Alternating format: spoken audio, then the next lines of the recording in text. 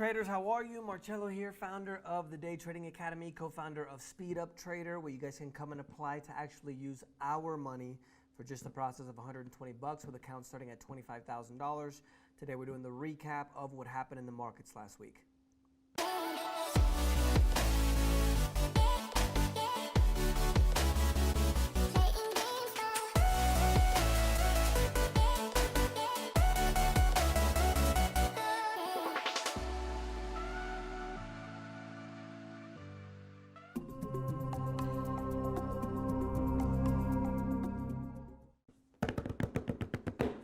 Super excited. Today is actually the first event of Day Trading Academy Philippines, DTA Philippines. We got our master trader Dominic out there, some other traders in training.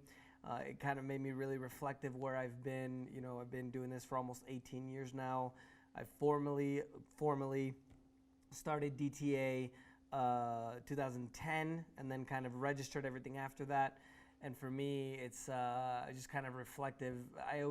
I always believe that the reason why I've been able to grow so much is because of you guys, right? The more I give, the more money you guys make. If we teach you guys how to do things the right way, right? Because that's what we do. We teach you guys how to be able to trade, the better we're able to do. And then now we're already in Asia and Malaysia and Philippines, so it's amazing. So I just wanted to say thank you to you guys.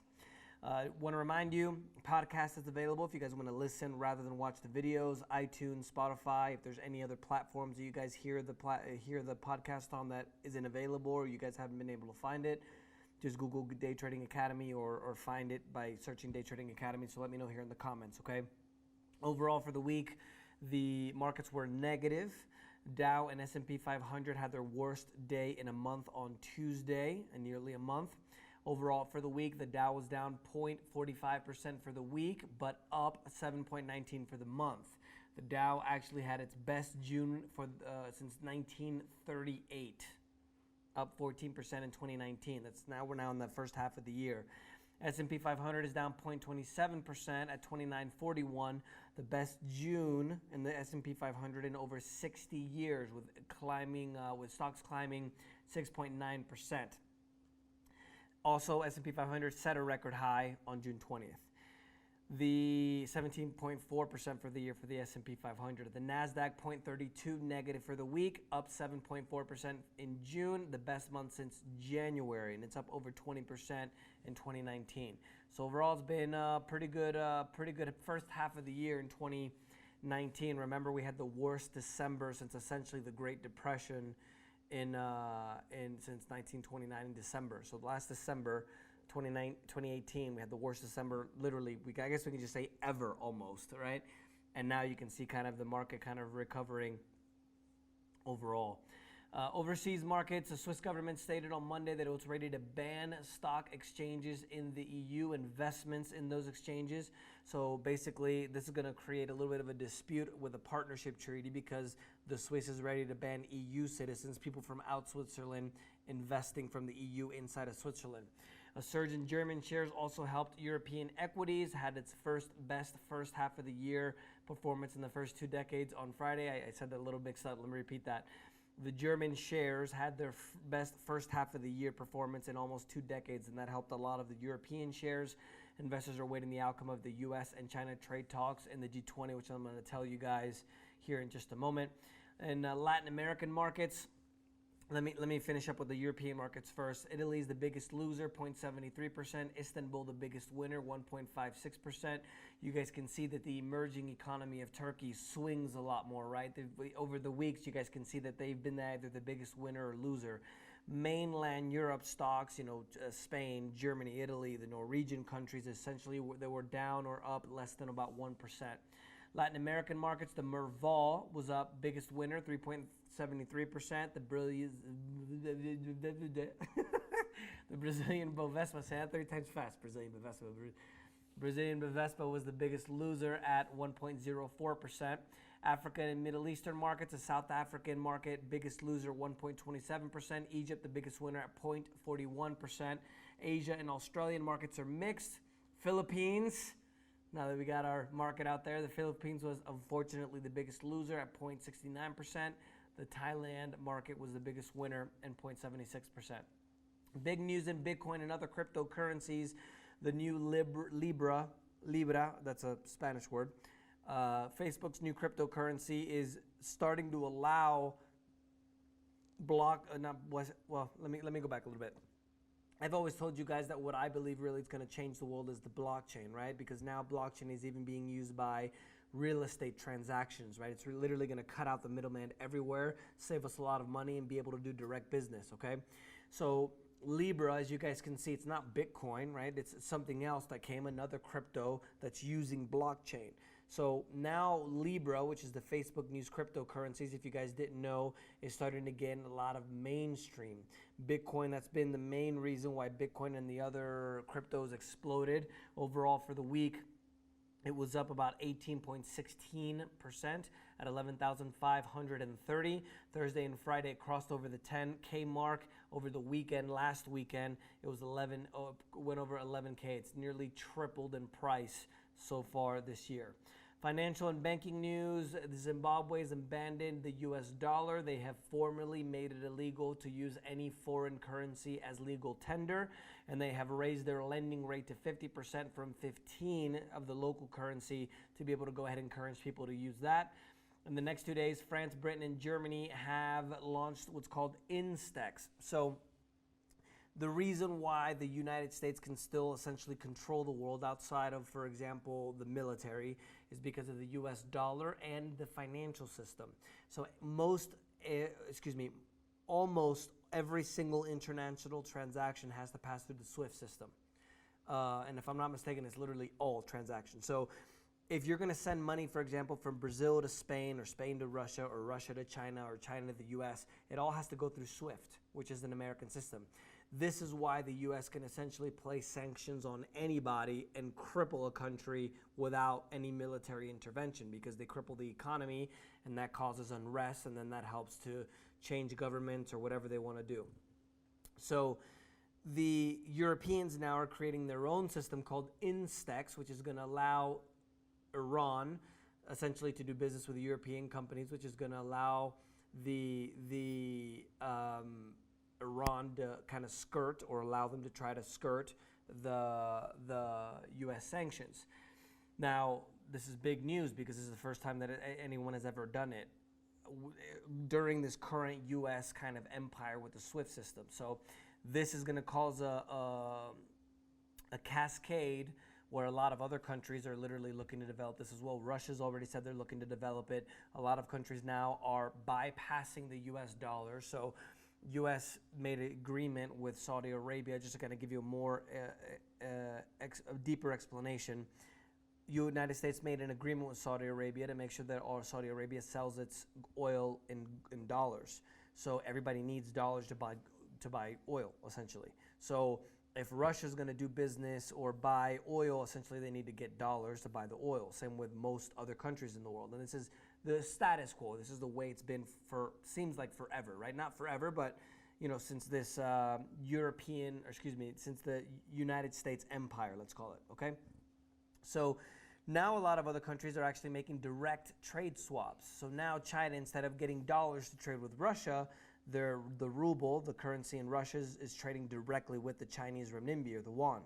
So this is huge, huge, huge implications, because now people aren't going to have to rely on the U.S. anymore, and this is going to continue over time. And eventually, we're going to see. I know that most people didn't think the European. I keep saying European. The UK Empire wasn't going to fall. Everybody thought the Roman Empire wasn't going to fall. Nobody thought the Byzantine Empire was going to fall.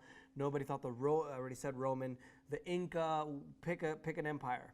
The U.S. or the American Empire now is on a decline. So. Keep an eye on this, because there's a lot of news coming out, and especially a lot of people are buying gold as well. U.S. crude up 1.81% at 58.47. International Brent is up 1.84% at 66.55. Oil prices that are at a 5-week high after a huge drop in U.S. crude inventories. It's the biggest decline in U.S. stockpiles since September 2016. Accompanied by also record exports in crude for the United States. Gold and silver, along with other precious metals, are continuing to move higher. They're being propelled by the decision by the U.S. Fed to say that they're not going to continue to raise rates. They're going to actually lower them. I mentioned this last week as well. So the expectation of a lower dollar valuation puts a lot of buying pressure on the precious metals, and also the conflict with Iran and the U.S. You guys can see that just a little bit of problem, a little bit of international dispute, everybody rushes into gold and silver. This is why I did that video for you guys about how I'm investing right now. Obviously, it's for educational purposes only. I don't want you guys to go out and just buy it because I say so, right? Because I'm not a trading advisor. I don't trade people's money. We don't do that at DTA. It's just for educational purposes only. But do your research. If you guys are responsible for your own money, if you guys think it's a good deal for you or maybe something else, do your research and check it out. Because I did a video of where I was expecting to get silver to. I did a little bit of buying, and you can see we had a huge run up, and that's essentially what's happened over the last few weeks. I'd say a week and a half or so. Gold is now seen to hedge as inflation for the weakening dollar, and gold is at a 6-year high now at 1,430. Silver is at 1,550. Listen to this. 36 of the world's biggest central banks are now trading more dollars for gold. This is more than at any other time in the last 50 years. Net gold purchases in Q1 2019 to compared to Q1 2018 is up 70% by central banks. So central banks buying gold. And China in particular is stockpiling gold faster than ever. In the news, right? And I always tell you guys, don't pay attention to the news because they're going to tell you, no, don't buy gold. No, it's horrible. This and that. If the central banks are doing it, always pay attention to what people do, not what they say. Right? Because Goldman Sachs, these banks, their interest is to make money off of us, right? So it's not necessarily the best information for us, it's what works for them. So look what's happening, for example, with all the central banks. Why are they all buying gold? Gold is extending its rally for its biggest monthly climb since the UK voted to leave the EU in June 2016. Prices has surged to their highest level since 2013. Obviously above the 1,400 ounces I just mentioned to you guys. Gold for the week up 0.71% at 1,409. Silver down 0.19% at 1,539. Turkish opposition candidate Ekrem İmamoğlu has won the rerun of the Istanbul's mayor's race by a landslide. That's a huge dent to Erdogan, due obviously to the past affecting because a lot of people have voted because they're concerned about the democracy and also the economy. So that's definitely put a big of a dent in Erdogan's plans, let's say, in the future. In economic news, the U.S. economic quarter one grew at a rate at 3.1%, confirmed by its third reading by the government. Exports and inventory boost masks weakness in domestic demand, some of which prevails in Q2. In corporate news, the most valuable liquor firm in the world, worth $180 billion, set a new stock market record in mainland China. It surged 69% in 2019, making it the most valuable firm in China. I'm getting tongue twisted here. It's called Queiqiao Maotai. It reached a record high of 1,001 won, which is about $145. It's the first time that a Chinese firm hit 1,000 won milestone since the country overhauled its stock market in 2005. After getting approval from U.S. regulators, IBM is buying Red Hat for $33 billion. It's an open source provider. They got approval from the U.S. regulatory authorities. Now they're expecting to win the EU acceptance as well. This is going to allow them to catch up and compete with Amazon, Google, and Microsoft in the fast-growing cloud computing business. Trade news, world's 20 most advanced economies, or I could say countries, but economies, G20, they're all going to meet in Japan. The U.S. now is willing to suspend the next round of tariffs on the additional $300 billion of Chinese imports that they may confirm this week, as now Xi, which is the leader of China, and President Trump, the leader of the free world, are going to have the negotiations there in the G20 as well. China, the world's biggest trading nation, last month saw its imports fall big. Japan fell 16%, South Korea 18%, and the U.S. 27% from a year earlier. Now, this puts the U.S. in a very good negotiating table due to the fact that Trump's trade tariffs now are affecting not just the U.S. products, but also other effects. So if it's having this big of an effect, double-digit drops in Southeastern nations, Southeast Asian nations, I should say, imagine what it affects in other countries as well. In technology, Drive.ai, which is a self-driving startup once valued at $200 million, has been acquired by Apple. They got dozens of engineers and also the technology as well. This definitely confirms that Apple is still looking to continue with its Project Titan autonomous vehicle project. Investment news, Japan is winning the Southeast Asian infrastructure race against China. Everybody talks about everything that China is doing, but Japan is actually winning them by worth almost 1.5 times what China is doing. Japanese-backed projects in the regions, Southeast Asian economies, Indonesia, Malaysia, Philippines, Singapore, Thailand, and Vietnam are valued at about $367 billion compared to China's $255 billion. Boris Johnson is toughening his Brexit rhetoric, where he's saying that he's not going to reopen negotiations and he's going to leave the EU on October 31st. Minor changes, he's saying, are not going to satisfy him, and he says that it's not going to be reopened to negotiations. Saudi Arabia is removing a 49% cap on ownership of publicly traded companies by foreign investors, I should say. Paves the way for foreigners to take control and stakes in sectors from banking to petrochemicals. And the kingdom, for the first time only 4 years ago, allowed foreigners to invest in its stock market. Apple's chief design officer, John Ivey, is leaving the company after 30 years. He's going to leave Apple. He worked very closely to the now pass away Steve Jobs, the previous CEO. He's still going to work closely with Apple. It's obviously his first client and with his new design firm, but it definitely marks an end to an era in Apple. In international events, President Trump says that he's going to put in new sanctions on Iran on Monday following Iran's downing of an unmanned aerial drone. They're saying that the measures are going to target the Iranian Supreme Leader Ayatollah Ali Khamenei. They also confirmed a cyber attack by the U.S. against Iranian technology infrastructure. France, the UK, Germany send an official diplomatic warning also to Iran about serious consequences that Tehran is going to face. Tehran is the capital of Iran, if you guys don't know. Scales back its compliance of its 2015 nuclear deal despite the U.S. abandonment of the pact, and Iran is starting to move forward with this nuclear program unless the Europeans can allow Iran to get by the U.S. sanctions.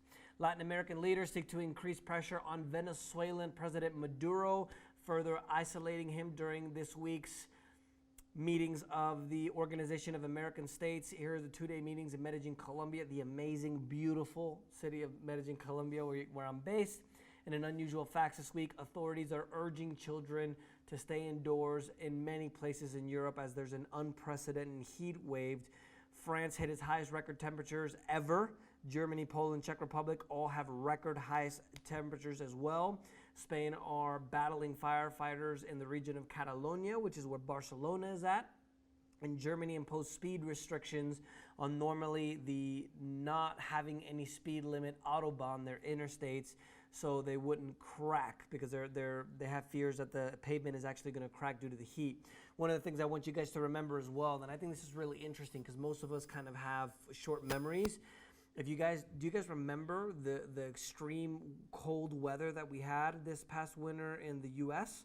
What I think is actually happening is not necessarily global warming, but it's climate change. We're actually getting extremes of weather now, not just warming. Because if you guys remember, we had that extreme storm literally just a few months ago in January, February. So it's interesting if you guys go back and look at that, because it seems to me it's not just warming. We're actually getting extreme worth of temperature. You guys can see what's happening in the Midwest as well with all the flooding, which is absolutely unprecedented as well. So it's interesting to think about, what's happening with the climate, not just warming, but actually extreme climate change. And also, China's Ministry of the State Security has reported hackers are working to break into the networks of the 8 largest, biggest technology service providers to be able to steal commercial secrets from their clients. That's the news for this week, guys. Let me know if you have any questions. Don't forget to mark them with #AskMarcello. We'll see you next week.